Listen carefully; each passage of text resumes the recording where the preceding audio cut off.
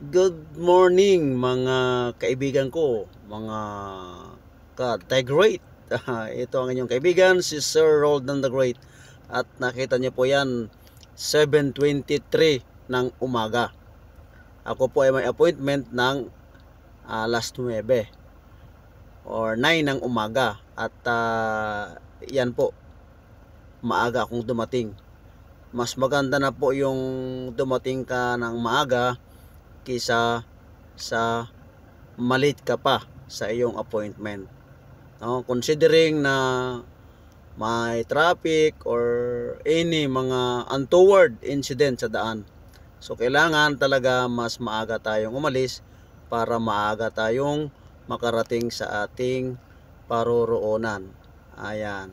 So isang payo lamang po yan mula sa inyong kaibigan.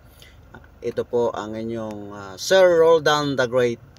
Magandang umaga sa inyong lahat.